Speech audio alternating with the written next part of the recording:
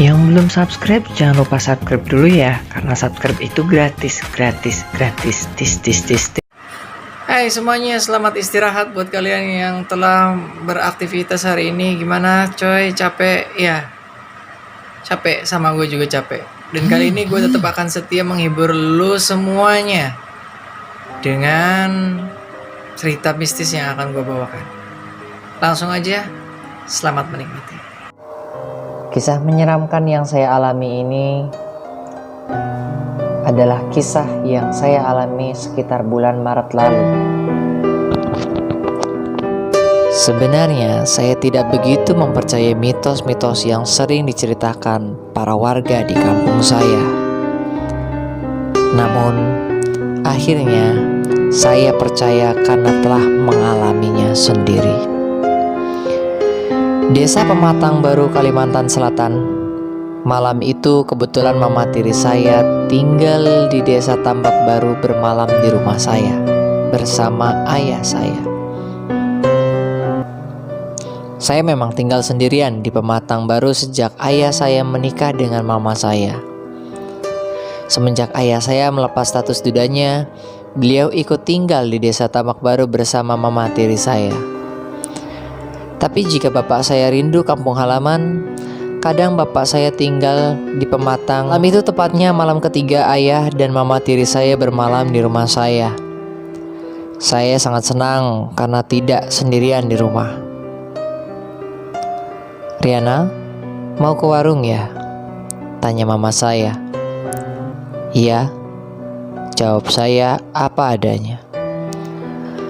Karena kebiasaan jika malam selepas Isya, saya selalu ingin menikmati malam dengan menonton TV sambil memakan cemilan sebagai teman menonton TV ataupun browsing internetan. Karena itu, saya ke warung untuk mencari cemilan kesukaan saya.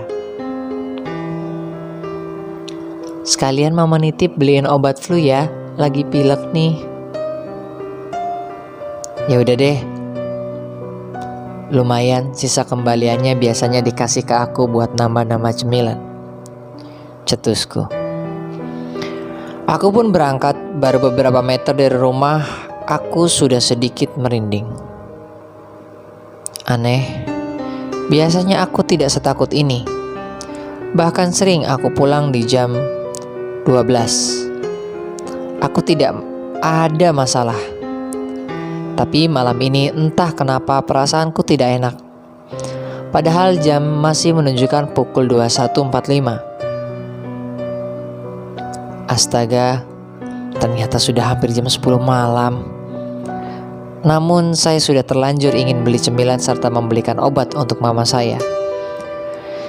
Daripada parno atau membuat takut diri saya mencoba menyengangkan perasaan saya. Tapi sayangnya, saat saya melewati rumah teman saya yang di depannya ada sebuah pohon yang telah roboh akibat terpaan angin badai saat hujan lebat di sore hari sebelumnya. Maklum, sekarang sedang musim hujan. Aneh sekali, saat saya melalui ujung pohon itu, tiba-tiba dedaunan yang merambat ataupun masih segar di pohon itu yang sangat tebal, tiba-tiba saja berguncang sangat hebat, hingga menghasilkan suara yang sangat berisik seperti ada sesuatu di balik dedaunan yang beradu dengan ranting itu. Betapa terkejutnya saya.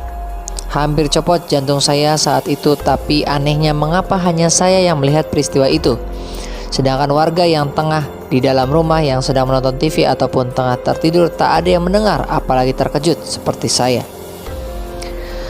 Sudahlah, paling kucing lagi ngejar tikus. Lagi-lagi saya mencoba mengenyahkan perasaan aneh itu. Saya terus saja. Sampailah saya di tikungan jalan. Karena warung Ibu Ham yang terdapat di tikungan jalan ini tutup, terpaksa saya pergi ke warung Pak Uhur yang terletak di seberang SD sekitar 15 meter dari tikungan. Akhirnya saya terus berjalan, tapi tiba-tiba saat hendak menuju jembatan, terdengar lagi suara sesuatu seperti orang yang sedang berlarian. Namun itu terdengar dari atap rumah warga yang berada di tepat di sebelah kiri jalan.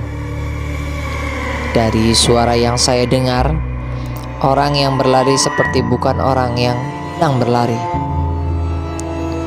Sangat berisik dan sangat mengganggu kuping saya.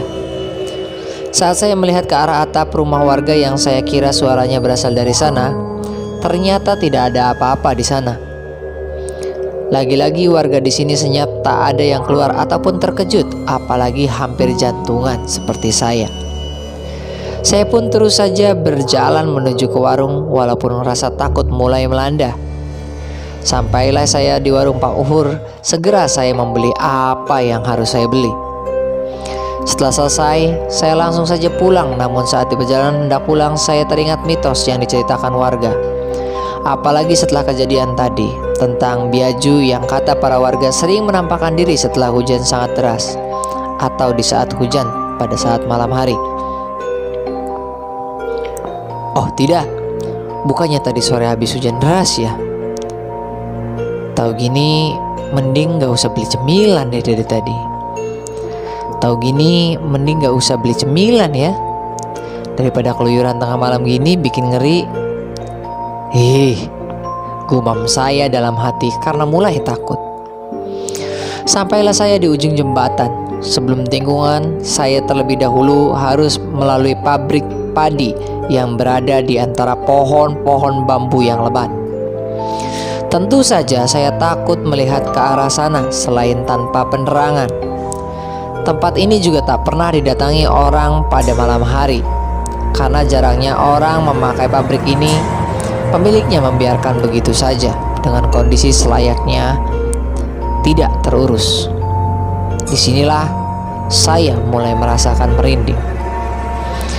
Setelah melewati pabrik itu, hawanya terasa semakin mencekam.